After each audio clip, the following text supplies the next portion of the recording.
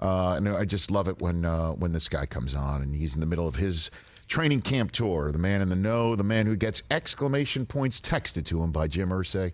He is Albert Breer of Sports Illustrated here on the Rich Eisen. How are you, Albert? What's up? Well, I'm never going to edit the exclamation points out. I think that's good color, don't you? Of course, because he did it.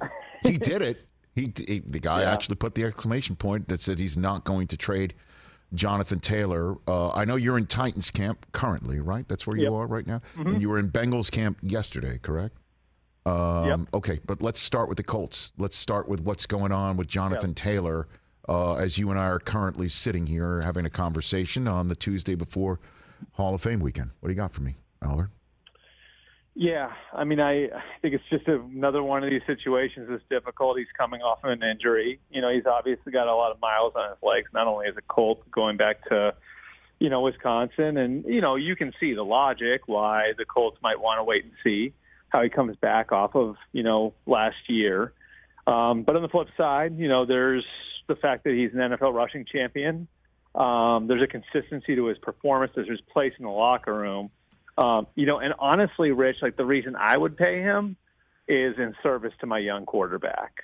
We all know what, having Todd Gurley did for Jared Goff, what having Zeke Elliott did for Dak Prescott, right? We know that. And I don't think there's any question that Jonathan Taylor can be that guy for Anthony Richardson. So me personally, I think it would be worth the investment to make the guy happy, to take pressure off of your young quarterback, to make sure that you're in 2nd and 6 more often than you're in 2nd and 11, and know that he doesn't have to carry the offense. But, I think that this is sort of another one that's indicative of the way this stuff goes. And, part of it is the history of the position, which, this has been the way it's been forever. They just don't last forever. Part of it is that you get the prime of a guy's career while he's on his rookie contract more often than not. Part of it is that they're too easy to find, and that, the Super Bowl champions can start a 7th-round rookie at the position. Part of it's analytics and putting real values on positions. But, again, I'd argue that there's real value, too, in what that guy can mean for your young quarterback. So it's a tough situation all the way around. And, I think it's obviously gotten kind of ugly over the course of the last week. Well, and it also involves players who are just aces, individuals. Saquon. I know. Jonathan Taylor. Anybody who's met Josh Jacobs knows his story and how what he's overcome. And it's very difficult to hear, with all due respect, somebody who was born into his position talk about how nothing's really earned, right? Right. And from a golf cart after having a conversation in his luxury bus. It's just a bad look. And some of these players are also some of the most popular players in the NFL because, again, I know this is reality football and how you build a roster in the league is through the quarterback and left tackle trenches. I understand that. Yep. But just to finish my sentence here, there is a large cross-section of the fan base in the NFL that follows the sport through fantasy football. And these are the most popular players that are being told you cannot get what Cole Kmet gets. That's the tone deafness of this situation. Yeah. And I understand wins and losses and roster building is paramount, but I'm that's where I'm kind of landing on why this sticks in a craw, Albert. Maybe this is stop me if this is a stupid observation, but as you were saying that, it sort of kind of feels the way America's going, with layoffs and putting value on people's heads and analytics telling you how much this person is worth versus that person and treating people like pieces of real estate, right? Sort of doesn't it sort of feels that way. And I just think that this is sort of that, and I don't want to blame analytics for everything, but analytics are how we've gotten to the point where it's okay, the left tackle, the edge rusher, the corner, the quarterback, those are the guys you pay, right?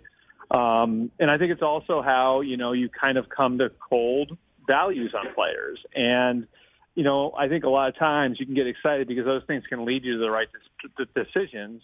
The problem is, you are taking the part out of it where these guys are human beings. And to kind of build off of your point about who Jonathan Taylor is and who Josh Jacobs is and who Saquon Barkley is, like, how does that resonate in your locker room? If you're a new head coach coming in, Shane Steichen in Indianapolis, or relatively new, like Josh McDaniel still is in Vegas, and Brian Daboll is in New York.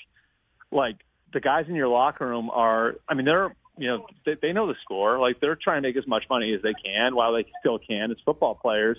They're paying attention to who you're rewarding. And they're also paying attention to who you're not rewarding.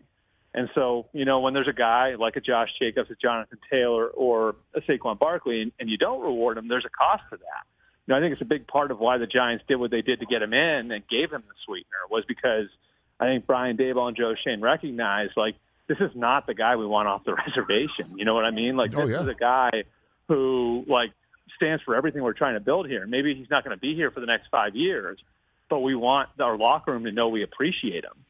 Right. And I also just want to say here, since we're having this conversation, Albert, that just because I left some names off the list, like Henry and Eckler or what have you, those are also aces individuals. And I also, think a lot, positively, and think, on occasion, the world of Jim Irsay. I thought his stance with Dan Snyder was gutsy when a lot of other owners said nothing.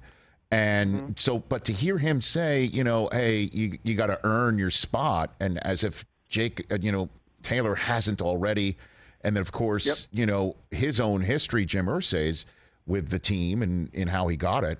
It's just terribly unfortunate. But what is the way out? Are they going to really NFI him? Like, is that legitimately the way that they're going to go, Albert? I mean, really? I don't think so. Okay. But I mean, if they're really pushing for him to come back and show up and get out on the practice field, then, I mean, I guess it's one way to do it. Like, like, what are you doing to your locker room at that point, though? Like, what are you going to get from him coming back in? Like, how engaged is he going to be? I mean, that's the other thing, is, like, what percentage of the player are you going to get? Running back's not a position where you want a guy out there protecting himself. You know what I mean? Like, I'm worried about, what's going to happen next. And so, I think that's part of it too. Like, I mean, look, like, I think, Cleveland's a great example, right? Because I don't think there's a more analytically driven organization in the league than the Cleveland Browns, right? And they've gone all in on it. And, obviously Paul DePodesta has been there, and Andrew Berry very much subscribes to a lot of things analytically, and Kevin Stefanski too. Yeah, they paid Nick Chubb. Do you think they regret that?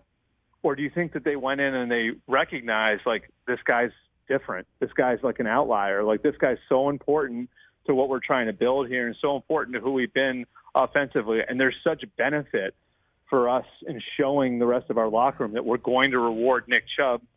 It's totally worth it. And then what are we talking about? $12 million a year? Right. I mean, no offense to these guys, Hunter Renfrow and Cortland Sutton make $15 million a year. Like, who's the better player? You know what I mean? Like, so it's like, if there's a bad year on the back end of that, it's like, is that really going to be a team killer? Like, that you gave him $12 million a year? Probably not, right? So they're odd hills to die on. I think you add all of this up, and it's just, I think sometimes the problem with looking at these things so coldly is it creates absolutes, and there are exceptions. And you would think a player like Jonathan Taylor, just like Nick Chubb, would be worthy of being an exception. Albert Breer here on the Rich Eisen Show. Let's talk Joe Burrow. You were just in Cincinnati. What is your definition of several weeks, which is what Zach Taylor termed the amount of time it would take for Burrow to come back from his calf injury he suffered last week? I mean, just kicking around, like, players who've gone through similar stuff. Like, like the timetable I got, like, ballpark was 4 to 6. Now, like, that's not his specific injury. That's not a timetable for his specific injury, but it's just a general, thing to work off of, with some other players. I didn't sense much concern at all. Okay. That he's going to miss week one. Like, I think he'll be out there week one. The big thing that's different about this one. He's traditionally a fast healer, but, like, he came back fast from appendicitis. He came back fast from from the ACL. This is different. You know what I mean? Like, this is more of a pull, like a muscular thing, So like, how does his body react to that? Like, that's where a little bit of the unknown is. But, I mean, I talked to a lot of people in that building when I was there, yesterday, and I didn't sense much, like, alarm on where he is. I think that they very much feel like they dodged a bullet coming out of that one. Oh, okay, and what is your history of stuff like this when you sense alarm? Give me what makes you think that they have no alarm on it, because I'm sure they're guarding this like a state secret. I'll give you an example. He was off his feet last week after he got hurt. Mm-hmm. He's already back on his feet and walking around. Okay. So, like, that's a good sign, right? Like, that they're comfortable with him walking around and being back on his feet. So they did try to limit him moving around last week, just, like normal moving around.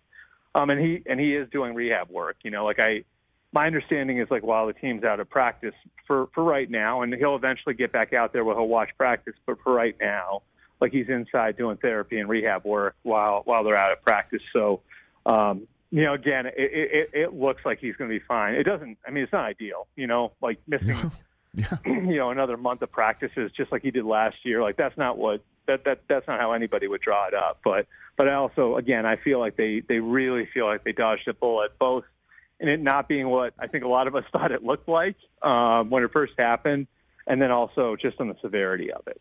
Albert Breer, Sports Illustrated, the MMQB's senior NFL reporter here on the Rich Eisen Show. A story I think a lot of folks are not talking about or beginning to talk about more are the number of reps Brandon Allen is getting in San Francisco's training camp. What is going on with that quarterback sharing of reps in the Shanahan world right now? Well, one thing I've learned is to not speak in absolutes on the Niners quarterback situation ever.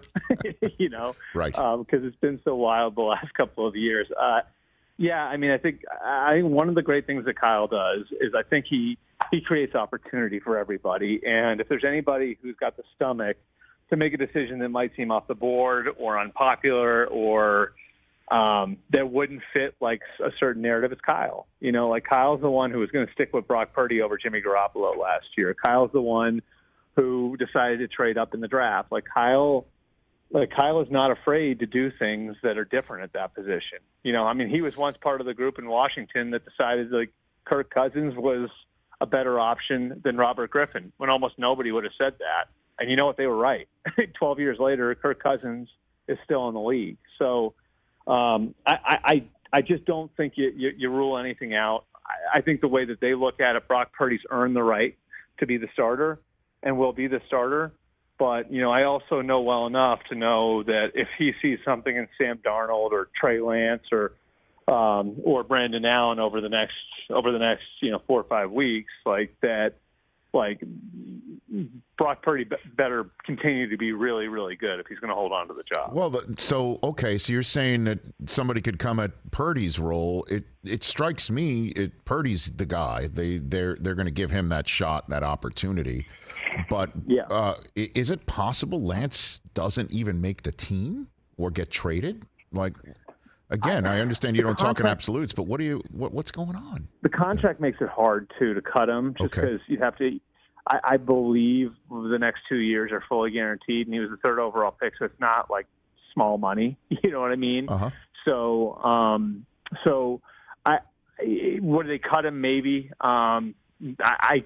I personally think it'd be hard to do that.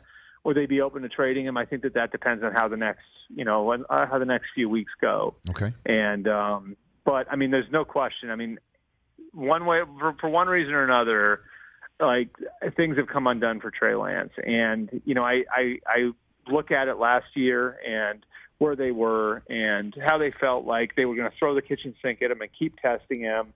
And he was going to drink through a fire hose. And they felt like, if we can go from where he is in September to where we think he should be in December, he'll wind up being the best option for us at quarterback to where they are now, where he's obviously part of a bigger group and he's not the one who's the lead dog.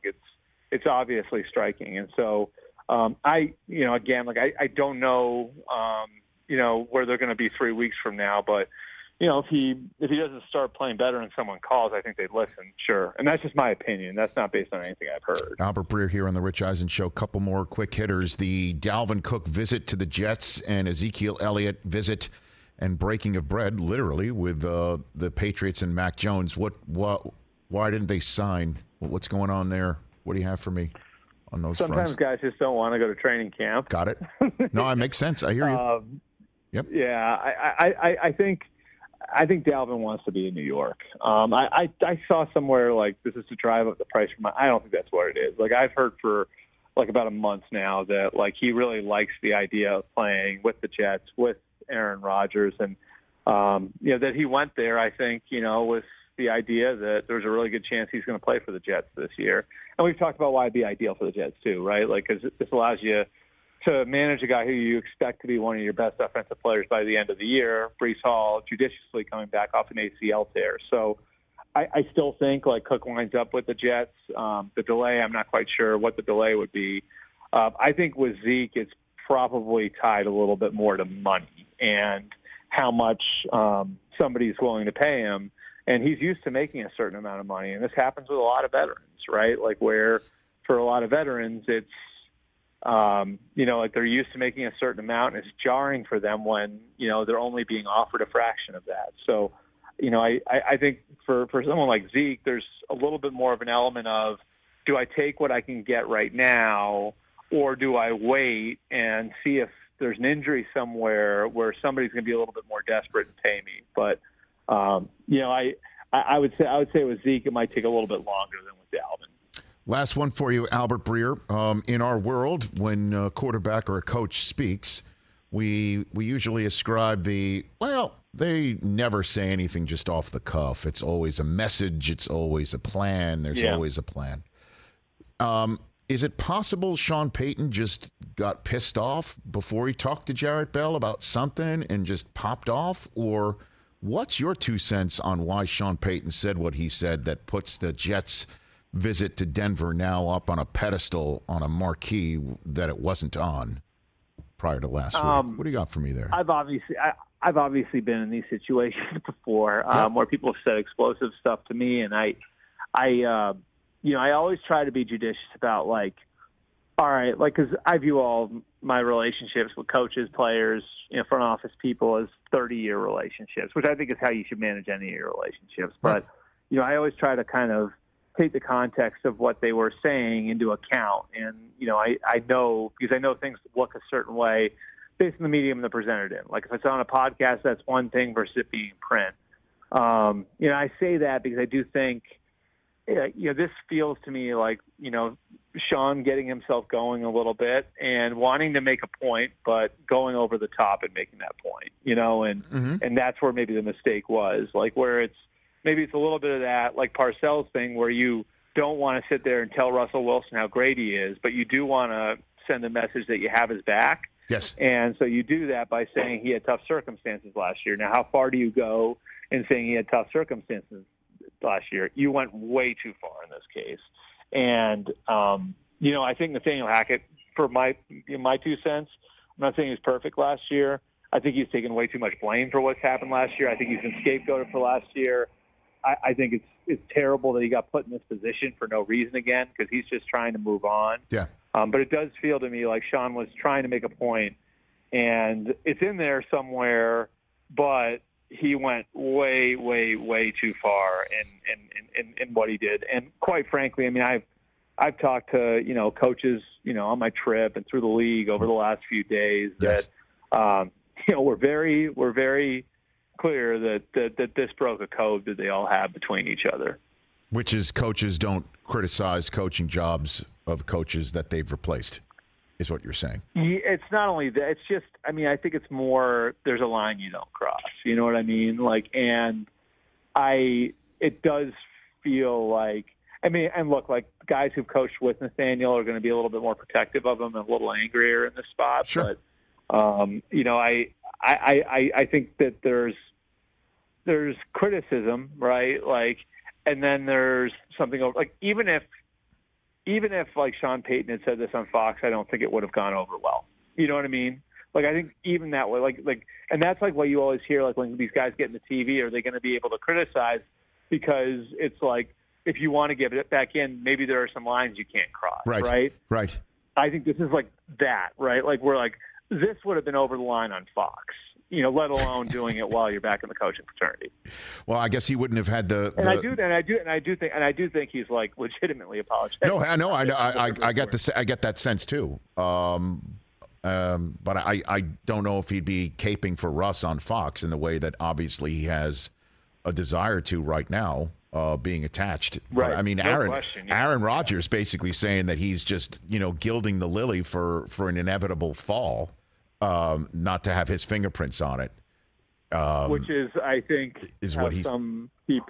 I will say, he's not the only person that feels that I've way. heard that, and I would say not the only person, even in the Jets building, I've heard that received those words that way. That thought like he's setting himself up so his hands will be clean if things go wrong. I'm not saying that's right, but I'm saying that's not. Yeah, I get it. Rodgers isn't the only one who has that theory. That one just didn't ring well. It didn't land with me in that same way, because if he doesn't fix it, he's been brought in to fix it.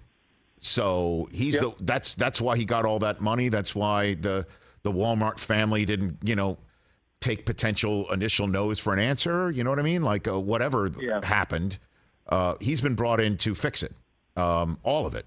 And so we'll see. Man, week 5, that is going to be, as the kids say, lit. Hopefully I will see you soon out here, Albert. I hope we don't miss like 2 ships with me going to Canton, but I hope to see you. Yeah, I'm afraid that it might be that, but I definitely will make a trip out again soon. Beautiful. If we do miss each other. But, you're the man. And I'm upset that you're that all your listeners are gonna miss my tan. So that's all right. That's okay. That's why there's Twitter. Or you don't want me to say, Chris will not let me use the brand name. If we keep calling it Twitter, it'll stay Twitter. Okay, there you go. There you go. Way to make a stand. Way to make a stand against the richest man on earth. Thank you, Albert. Appreciate the time. All right, thanks, Rich. Always great to chat with him, Albert Breer. Catch the Rich Eisen Show every single day on the Roku channel, 12 to 3 Eastern, for free.